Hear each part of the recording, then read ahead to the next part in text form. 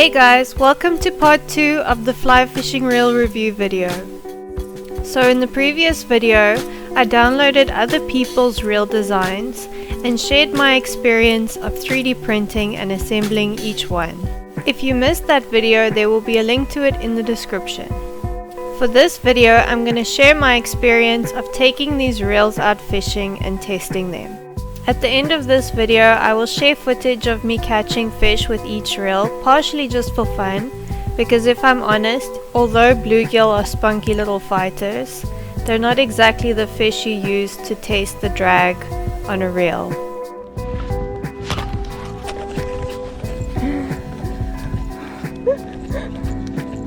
Oh gosh, I got real fast enough.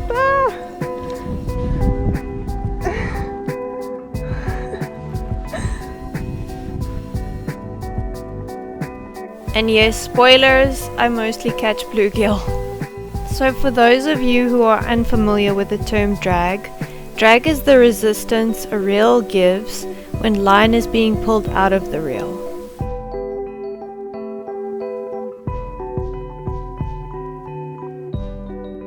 I'm gonna be honest about my user experience as I try out each reel, so that you as the viewer can make a more informed decision if you decide to make one of these reels. It's worth mentioning that each designer set out with different design goals and challenges when they started making their reels. For instance, Michael Hackney and Ed Zonneveld set out to make reels with all 3D printed parts and no additional fasteners, while Erik Uppman, on the other hand, set out to design a reel that was reliable and sturdy, and his design requires quite a few fasteners. So each design won't necessarily fit my particular fishing needs, even though they might have reached the designer's intended goal. Also, it's a real challenge making a reliable reel using a 3D printer. Most fly fishing reels are made out of metal and accurately injection molded parts for a reason, with many fasteners, bearings, and fixtures to help them run smoothly. What these people set out to do was no small undertaking, and some of them, I believe, have achieved amazing results with the constraints that they had. The fact that these guys have put their designs out there gives people like me the opportunity to learn, get inspired, and tweak their designs to make something that works for me. So as in the previous video, I say kudos and thank you to these designers. So without further ado, let's dive right in. Let's assess the test results for the first reel, aka the pink reel by Michael Hackney.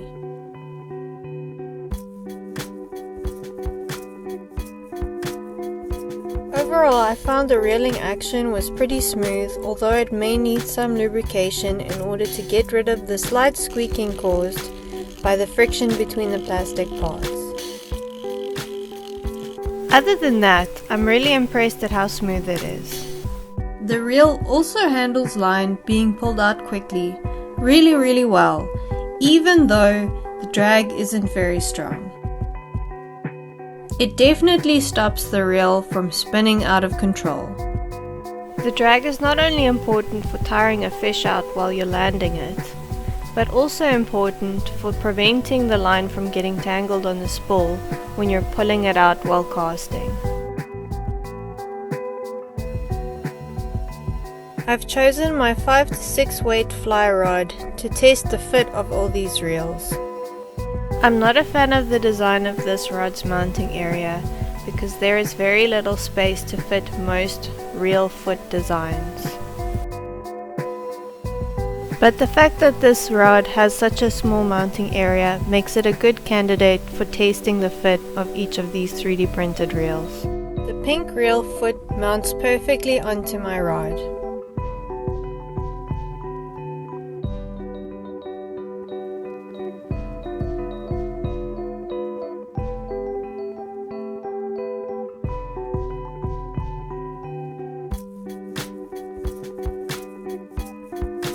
I like the fact that the spool is enclosed in such a way that there are no gaps for fly line to escape or get stuck in. Here is an example of a reel design with a spool enclosure that I find very annoying. Many fly fishing reels have this gap, and I've often had issues while out fishing where line escapes through the gap. And I know that in the clip I'm forcing the line to go through the gap, but trust me, this has happened to me often while I've been out fishing. I like how this reel's design is very light and compact. I'm impressed at how little this very functional reel cost me to make. So one thing I noticed that's actually an issue with this reel is that this part, this disc at the top here, sometimes has the tendency to come loose, which is actually something that the YouTuber Crazy About Fly Fishing experienced when he took this reel out to test. Also, it's not a large arbor, so... Oh no, we've got a reel failure! I'll put a link to that video in the description.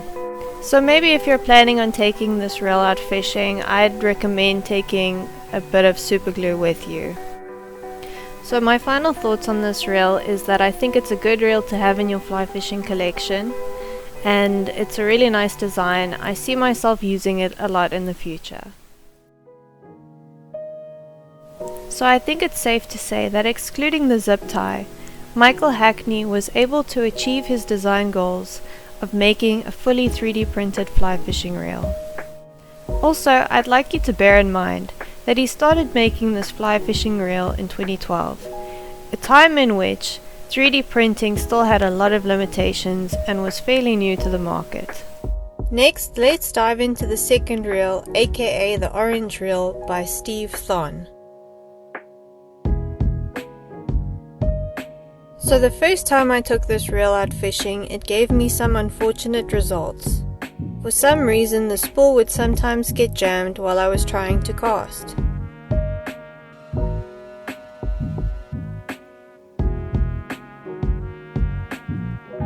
Another issue was that the thumb nut would sometimes unscrew while I was reeling or pulling line out.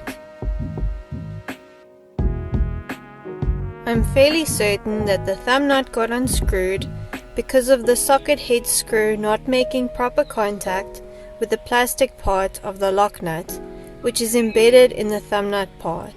If one could make the screw a bit longer, this issue would probably be resolved.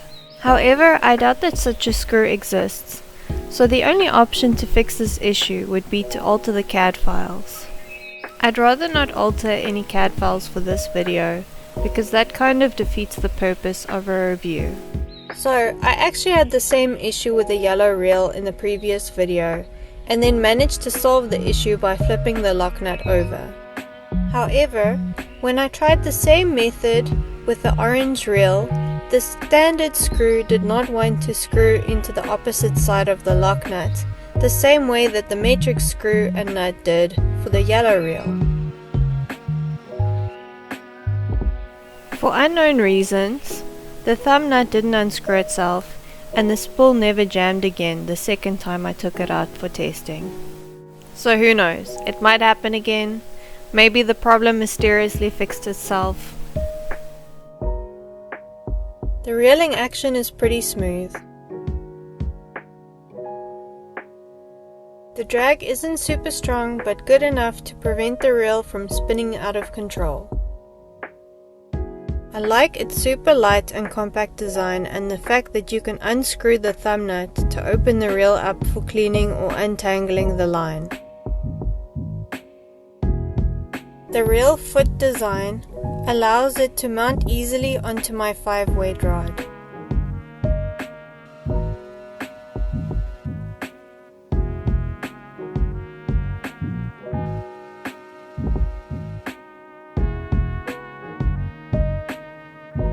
So overall, my conclusion about this reel design is that it's still a cool reel to make if you are willing to tinker with the design a bit. The next reel design, aka the red reel, is by a person who goes by the username Giuliano85. As I mentioned in the previous video, I like the reel's large diameter. I also like the fact that you can easily disassemble the reel for cleaning or untangling of line.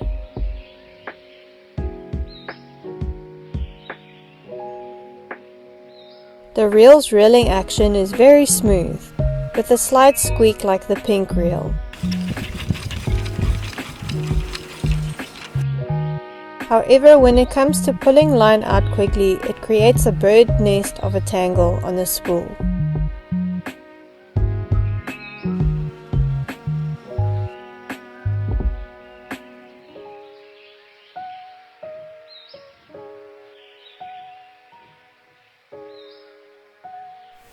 This is because after a few uses, the zip tie that was responsible for creating drag and preventing the reel from spinning out of control snapped. But even when the zip tie was intact, there wasn't that much drag resistance. A weird thing that happened was the line somehow got stuck at the back, in between the spool and the base. So in the design's description on Thingiverse, Giuliano mentions Michael Hackney's reel design as inspiration for using the zip tie for drag. I think if anyone's interested in making this reel design work for them, I suggest fully implementing Michael Hackney's drag system in the design of this reel. So unfortunately, this design as it is now is not very enjoyable to use and would need remodeling of the drag system to function well. But I think if you are willing to take the time to tweak this design, it could turn out to be a very nice reel. The green reel design by Ed Zonneveld is a very ambitious reel design, as he set out to design a fully 3D printed hubless fly reel. The reeling action isn't very smooth like the pink or red reel, but adequately smooth enough to reel line in easily enough.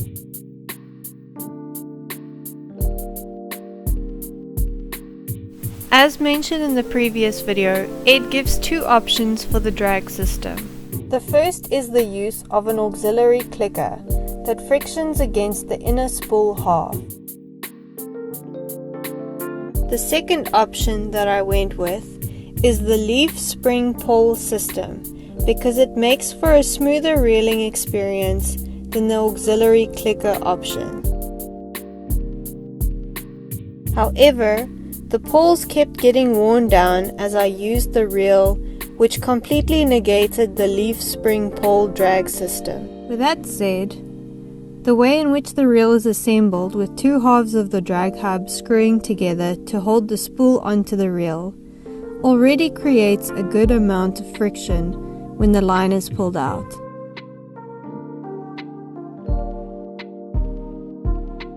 Also, as mentioned in the previous video, the drag hub is sometimes really difficult to adjust without a pair of pliers, which isn't ideal when you need to adjust it out in the field.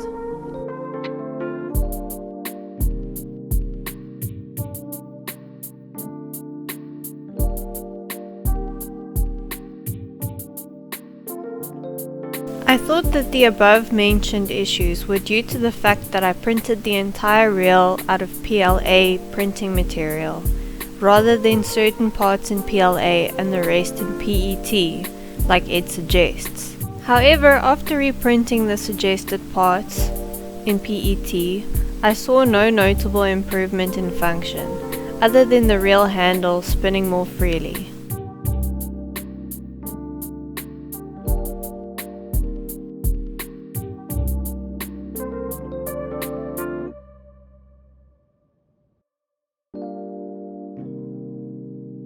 And just to be thorough, I tested to see if the poles in PET would last longer than the ones in PLA, but they got worn down just as fast. Line kept getting caught in this gap between the spool and the reel base, which made casting annoying at times.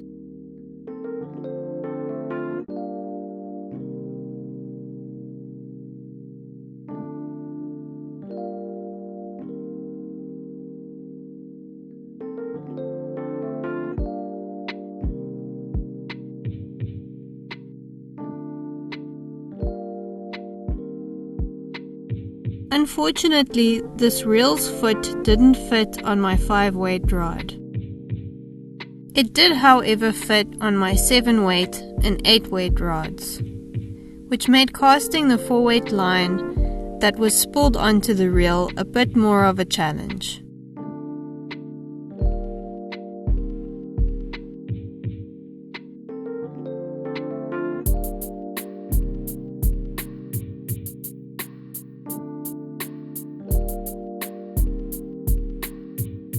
So part of the reason why casting a 4-weight line with a 7 or 8-weight rod is so challenging is because the weight rating between the fly line and rods don't match up. It's often important that the weight rating on your fly line, reel and rod match for a balanced fly fishing setup when casting. So basically heavy setups like an 8-weight are made to catch large or strong fish, while lighter setups like a 3-weight is more targeted towards medium to small fish. That isn't to say that anglers don't use a very lightweight setup to catch large or strong fish. Anyway, it gets complicated, but the way I understand it, which might in fact be incorrect, is that heavy weighted rods are stiffer and more robust, thus allowing you to fling and control heavy line, while lightweight rods are more flexible and have more give, thus allowing you to control and fling lighter line. So honestly, I really wanted to like this reel, and I had high hopes for it going into the tasting portion, but unfortunately with all the issues that I've had with it, I really don't see myself using it in the future. And frankly, that makes me kinda sad. And it's not the worst reel design. I mean, it's not gonna fall apart on you or anything, but the issue with the gap got really annoying for me personally at times. So I still think it's a pretty cool reel design. I learned a lot about drag systems while making it, and I think it's worth making just because of how interesting and intricate it is. The yellow reel by Erik Uppman required a lot of extra parts as well as printing with very difficult flexible filament to build.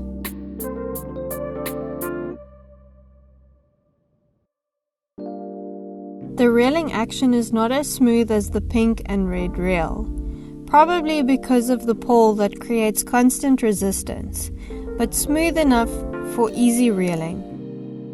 It handles line being pulled out fast very well. The drag resistance is impressively strong for a 3D printed reel. The one thing that some people might find annoying is how damn loud this reel is.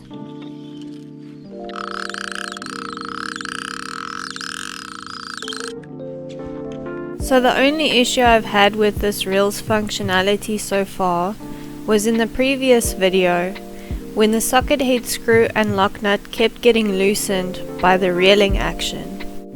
But flipping the lock nut over fixed this issue, and I haven't had a problem with it since. So as mentioned in the previous video, I don't like the fact that you're unable to take the reel apart after assembling it, because you have to super glue the end caps on either side. And if there was anything I could change about this reel, that would probably be it. I definitely think that Erik met his design goals with this reel design. This reel has been a joy to use. I've even taken it out for casual fishing sessions, and it's a reel I see myself using often in the future. So all I've been able to taste this reel on has been small bluegill and panfish, but out of all the reels, I feel like this one is the most likely to be able to handle a very strong fish, like maybe a very strong 2-pound trout or something like that. My hope is that in the future I can hook into a very large strong fish and really test this reel's drag to the limits. As promised, here's footage of me having fun catching panfish with each reel.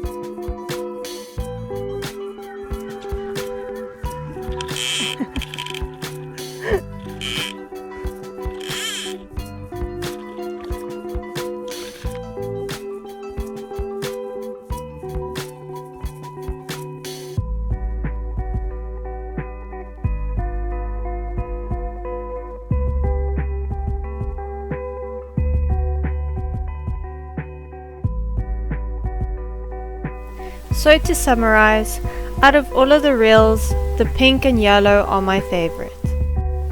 They've both been a joy to use and their designs are pretty darn close to perfect. I wouldn't necessarily go out and use these reels to catch bonefish, steelhead or striped bass. But if you're targeting smaller to medium fish, I think these reels will do the trick. The green reel was pretty solid, but it had quite a few annoying issues to contend with. The main issue I had with the orange reel was the lock nut issue, where it was loosening itself when you reel or pull out line. But as mentioned previously, if you do encounter this problem, there are ways of fixing it by slightly adjusting the CAD files. Unfortunately, the red reel is my least favorite design. Sorry, Giuliano. But it does have a lot of potential to be a nice reel if you just change the drag system to be more like Michael Hackney's reel design. So I hope that you found part 1 and 2 interesting or informative. I certainly enjoyed making them and I learned a lot from the whole experience. So anyway guys, that's it from me. Thanks for watching. Bye!